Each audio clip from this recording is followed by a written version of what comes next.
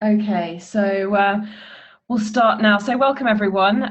Thank you firstly for joining today's webinar. For those of you I haven't spoken to before, my name is Sally McDonald and I'm a Client Services Director here at the Bristol office at Alterian. This month is actually the third Customer Hints and Tips series webinar that we have run since we became Alterian back in November last year. And today we're actually diving back into our Campaign Manager product. And I'm really pleased to say I'm joined by Alison, who's one of our consultants in professional services, who delivered December's webinar and enjoyed it so much, I've asked her to lead another session. Alison mentioned to me before this webinar that there were some useful and powerful tools that a lot of people aren't necessarily aware of that could be used in dashboards today. So Alison's going to be leading the webinar today covering advanced query forms in dashboards. So just before I hand over to Alison, as usual, just to cover a few housekeeping points. So firstly, we will have some time at the end of the presentation, which will last about 20 minutes for some Q&A. So if you have any questions that you can think of during the presentation, if you're logged in via your laptop, you'll find the Q&A section at the top left-hand side of your screen. And if you can't find that, then please do email me at customersuccess@alterian.com, as I'll be monitoring this inbox during the presentation. And then secondly, I'm already recording the session for today for you guys to refer back to. So don't worry about making tons of notes unless you'd like to. And I'll make sure next week the webinar recording is distributed. And we'll also be putting the links onto our Alterian Academy on Monday. And if you've not heard of the Alterian Academy, it's our one-stop resource for demand learning and information about all your Alterian products. So if we get some time at the end, for those of you that maybe aren't aware of Alterian Academy, I'll just give you a quick run through of that. And if you do want to be set up, then please email either myself, customersuccess@alterian.com, or Vicky Rutter, who's our Learning and Development Manager. So with all of that said, I'll hand over to Alison now, who'll be running you through her presentation and demonstration. So over to you, Alison.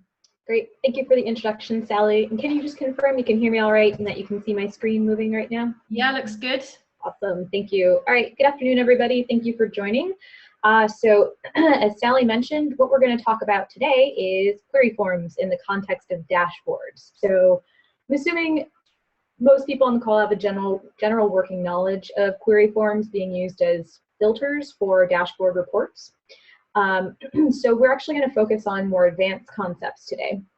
So we're going to look at some tools that you may not be using on a regular basis, and we'll also talk about some other practices. So really what this session is going to revolve around is two ends of a spectrum. So one end is going to be all about how to use parameter tools to make really flexible and powerful filters that can still be used by a casual end user. The other end is, while we still want to give them flexible, powerful tools, we sometimes may need to restrict what they actually select in the form. So we'll get our agenda. Again, the first 10 minutes of today is going to be all about filters. So we know that general query form tools, they filter pretty much everything in a dashboard report, but we're going to talk about our parameter tools. And we'll talk about how these are different from other tools in just a second. Then we're going to switch gears and talk about, well, what if I actually want to control what the user can select in the form? So we'll talk about enforcing mandatory filters. And we'll also talk about the fact that we can engineer in query forms to clean up our data a little bit, to basically sanitize the data inputs of the query form to, again, kind of make sure that users understand what they're selecting, and it could also be so that we can restrict users from certain selections. So let's start up with filters. So first we need to kind of make the distinction between, well, what's the difference between most of my query form tools and parameter tools? Well, if we think about a really generic query form, we think of tools like column value, date range, numeric range. So if we look at this dashboard here, we know at the very top we embed a query form, and this one just happens to contain a couple really general tools. So a list of values, picking a life stage, a date range for last order date. And we know that by default, this is going to filter everything in this crosstab. So it's going to filter both of these measures, counting customers and orders. And the reason for that is because, again, by default, all your reports, crosstabs, charts, Venn diagrams, by default, their filters contain a tool called user selection. You may have seen this as previous criteria, which just means filter all of my report contents by literally whatever comes up here before me. So those are generic query form tools like column value, list of values, date range, numeric range. So of course, when I select something, it's going to filter everything. But when we talk about parameters, we're talking about passing filters into specific report measures. So not the entire report, but we can pick and choose which measures we want to pass these values into. So we're going to talk about 3 parameter tools today. And we're going to start with substitution parameter. And so what this is going to look like is passing single values into different report measures. What this is going to look like is building a query element, and instead of typing in or selecting a static value for each of our report measures, we're going to reference parameter names so that we can use dynamic user selection in more than one parameter tool and pass those values individually into their own measures.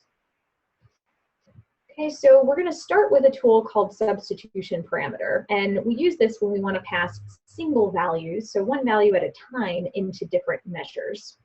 So at this point, I'm going to pull up campaigns, and sorry, Sally, can you just confirm for me that you can see IE here as well? Yeah, your screen's a little bit, the text is a little bit unclear, but it looks fine. It looks fine.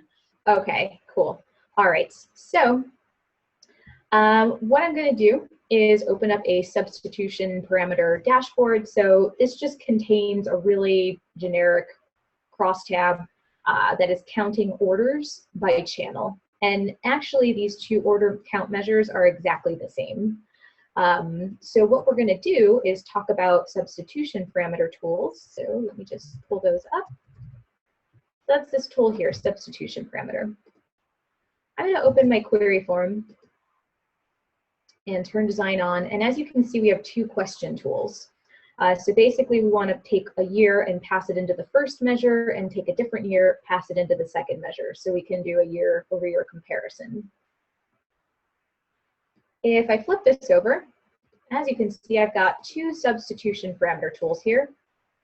First thing you'll notice is they have to have unique names, because this is how we're going to reference them later in our measures. So I've got some question text. I want to pick an order year, and I've actually typed in some values. I can technically leave this blank, but I don't like to do that because that means whoever's going to use this form can type in nonsense, and this is going to make the report fail, because later when I try to filter by a report year, or I'm sorry, an order year, it's not going to understand that data type. So I like to control what they can select here by typing in some values. Now, the second parameter is pretty much the exact same, just with a different name, parameter 2. So now I'd like to just show you how we're going to pass the parameter data into the individual measures. So I'm going to flip my report over and go into the measure filters. So the first thing I'm going to do is click into my first measure. It's filter. And what I want to do is filter it by an order year. But again, I don't want to type in a static value. So what I'm doing is using curly brackets, so 2 on each side. I am just referencing the parameter name. I'm doing the same thing in the second measure, except I'm referencing the input of the second parameter. And you can also push those parameter names into the title of the measure, so those update as well. So now, when I make my selections, let's say I want to compare 2011 to 2013. I'm going to run my dashboard.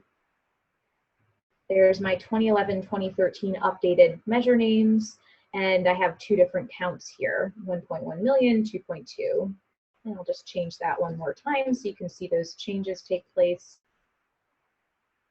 All right. So that's a substitution parameter. Again, the difference here is we're not filtering both of these all at once, right, by one question. We're actually taking 2 different questions and passing them independently into these 2 measures. All right, so the next question is, well, what if, and I'm just passing through some examples there that we just took a look at, what if I actually want to pass multiple conditions into those separate measures? So the substitution parameter is good for, passing something in one at a time, like a year.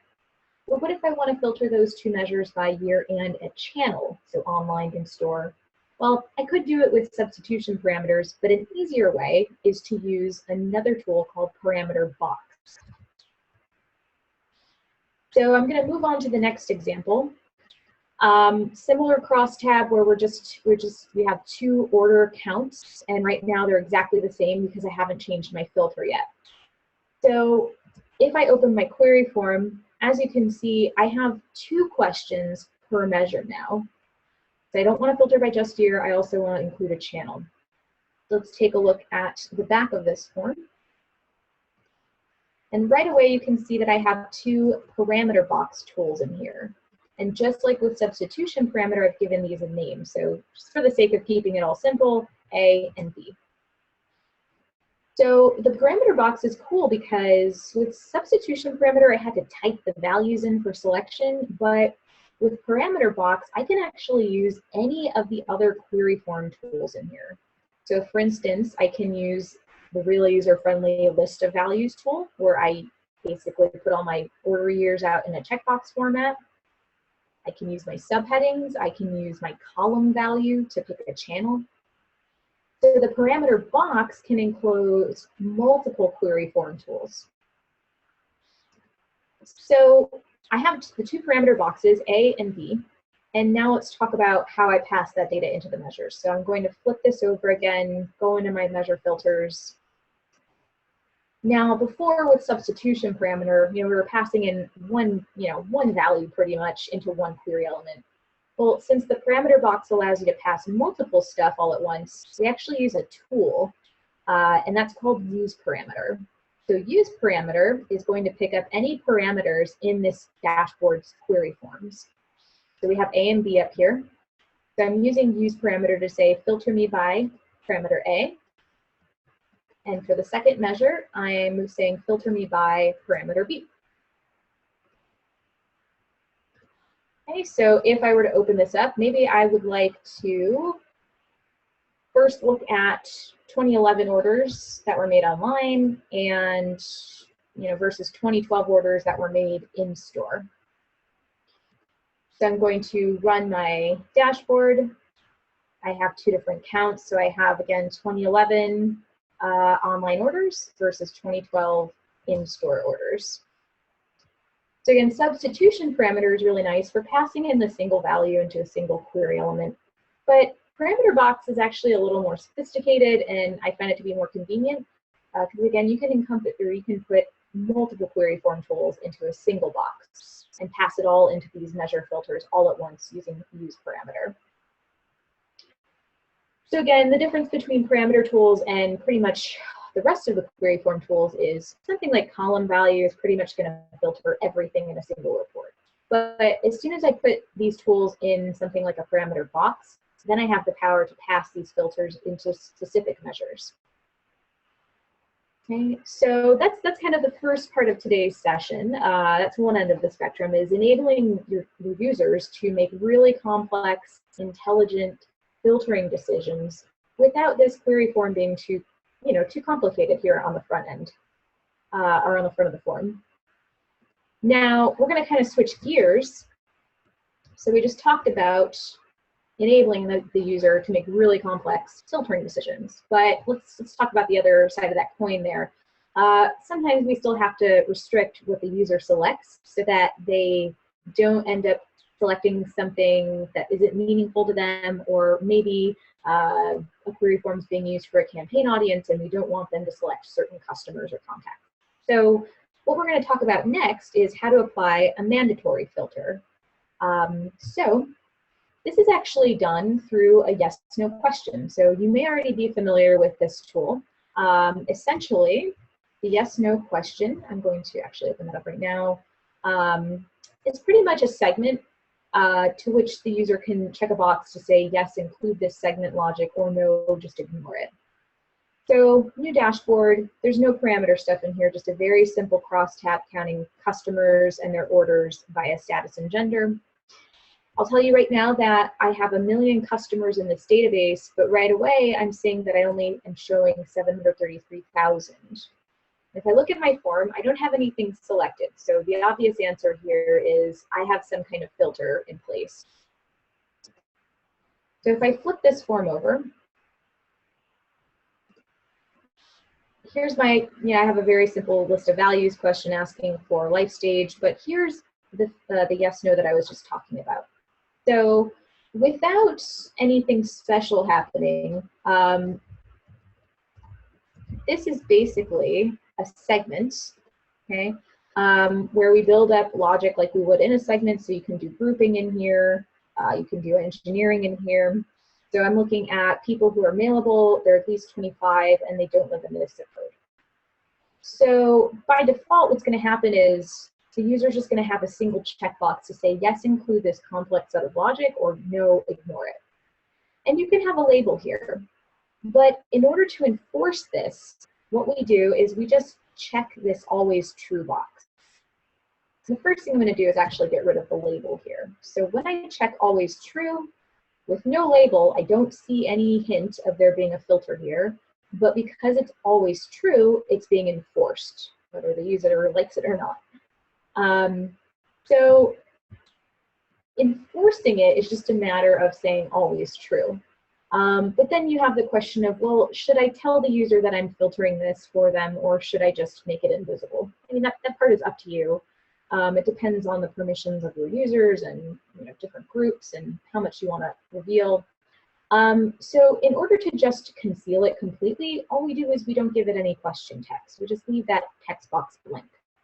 But some people do prefer to keep their users aware that they are filtering by something that's being mandatory or that's being enforced. So what we can also do is just type in a really like an informative label here. Okay, so this form will include mailable people only.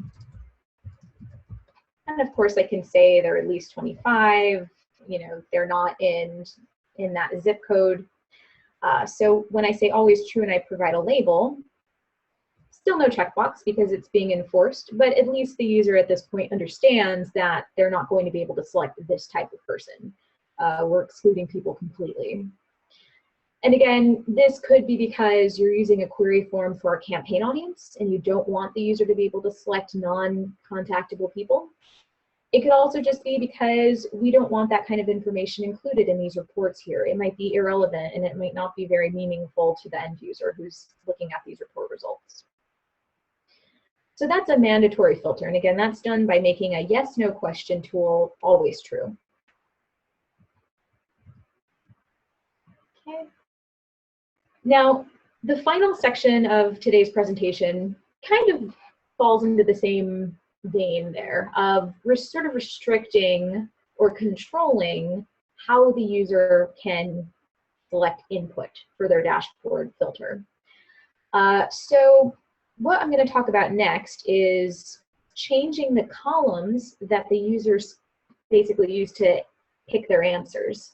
And we're going to do this through inline engineering. So here's an example. I'm going to open up a new dashboard. Again, very generic crosstab here, counting customers, orders. Now, this query form has, again, a very general question on life stage, but we also have a question on, well, how have they made orders before? Have they shopped in store, through the mail, online?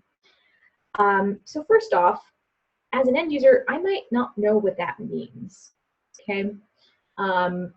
I don't know what I means, maybe I know what O means, but the fact is this is making it really confusing for me to make my selections and it's holding me up. So what we can do is we can engineer within this question to make this more clearer, basically. So as you all probably know, in order to remap values, I can just use a decode. And the question is, well, how do I make a decode in this query form? When I flip this over and I take a look at my question, it's just looking at a field in my data right now, a very basic code, and I don't want that anymore. What I actually want is a decode that remaps those values. So I'm going to pull that decode tool down into my toolbar, and that creates a decode document. And now I can build it up. So I'm going to index because I want to be able to see these values and segment by them and report on them and whatnot. I'm going to find the original code column and pop it in. And I'm just going to rename this stuff in store, mail order, online. You do want to run this just the first time before you pop it into the query form. So I'm just going to run this, make sure it gets created successfully. You can throw it into a segment to make sure the values look okay. That's fine too.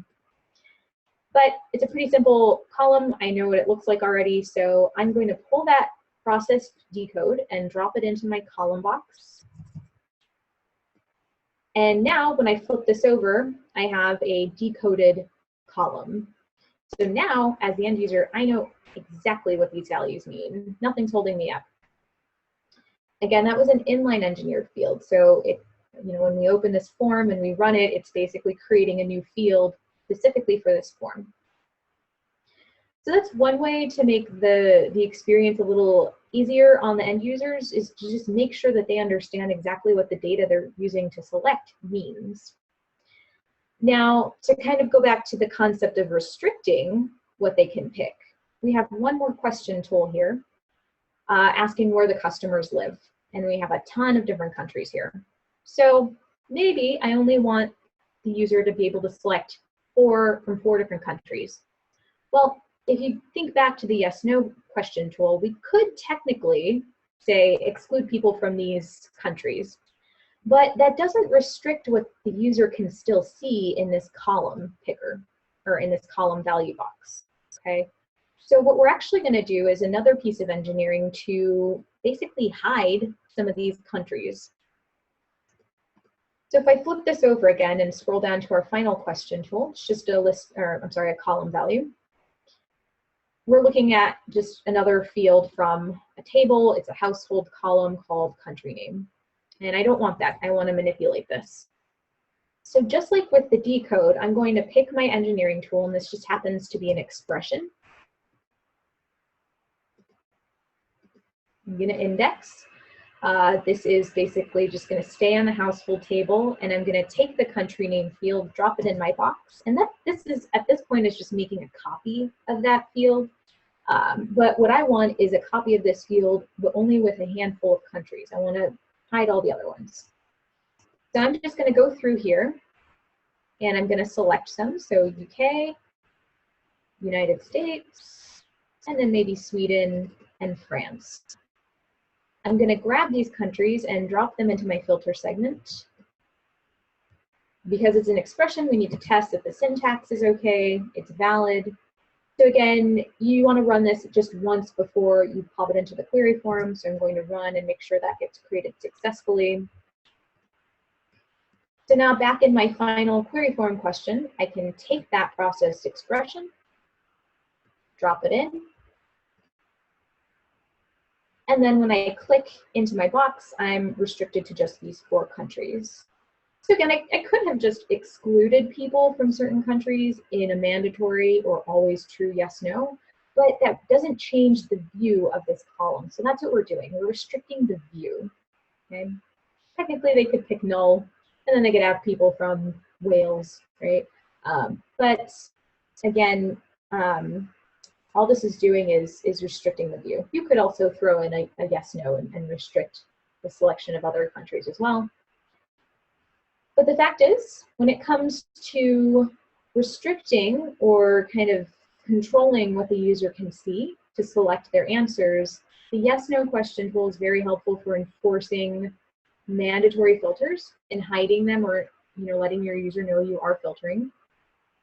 And inline engineering within your query form tools allows you to, again, control the view of the column. So we've controlled the view of this code column by decoding it. So now my user knows exactly what these mean. And we've used an expression to restrict how many countries we can actually see in this new country column. Again, maybe it simplifies it for the user, maybe it reduces confusion. So hopefully this has shed some light on some additional tools and practices for you. Again, parameters, super useful for enabling the user to make very complex decisions with a really user-friendly query form. to pass filters into different measures as opposed to filtering a report overall. And that's single values or multiple values, multiple conditions. And then on the other side of the spectrum, when we talk about restricting use, again, that is a yes/no question tool. That is always true. And basically just inline engineering in your question tools to control the view of the columns that they can select from. So at this point, that's about all I have for you. We're going to open it up to questions, which again, there is a Q&A box or button for you to click. So that's right, Alison. I've actually had one question come through whilst you were presenting. So it's hopefully a simple yes/no question. Are parameter names case sensitive? They are, yes. So if we took a look at our substitution parameter exercise, if I look at parameter 1, you'll notice I do have mixed case. So if in my measure filter I said lowercase p, this would not work. So yes, be careful with that. An easy way to do this is to just make the case consistent. Great, thank you. I'm just going to do one last check of the Q&A and my inbox just to check. Yeah, I think that looks like all the questions that we have for today. So I'm just going to steal the screen share from you, Alison, and show everyone on the call where they can access the recording. So Alison, can you just confirm you can see my screen? Yep, you're good. Great. So for you guys that aren't aware, this is the Alterian Academy. This is our one-stop resource for on-demand learning and information, all the information you need about your Alterian products. So if you don't have access, if you go to this website and you email learn@alterian.com, then we'll be able to get you set up as a user. But if, like me, you're already registered, if you just go to log in, then you will be presented with a home page, and from this home page you can access a number of areas, and the area where the webinar recordings are stored are in the training videos and resources. So if I click here, you'll see a number of different resources. So we have here training videos, which are 4-minute videos against each of the different sort of products that we have. We also have in here information sheets about our instructor-led training, our online courses as well, access to the links to our help documentation, and then here is where on Monday I'll be uploading the recordings from today and also Alison's slide deck. So you'll be able to access all of this information through the Alterian Academy, and this portal's open up to customers, partners alike, and customers of our partners as well. So yeah, we really want to get as many people as possible using this resource. So I hope that's useful. I think we've had somebody, maybe we had somebody raise a hand, Alison. I wasn't sure if you could see that on your side for a question. Let me just check the chat box. I don't think there's any questions. So I guess with all of that said, if anyone does have any questions off the back of this webinar, if you want to email me personally, customersuccess@alterian.com, I'll pick up your questions. But thanks again for joining us today. I really hope to see you all next time. Have a great day and great weekend, and talk to you all soon. Thank you very much. Bye-bye. Thank you, everyone.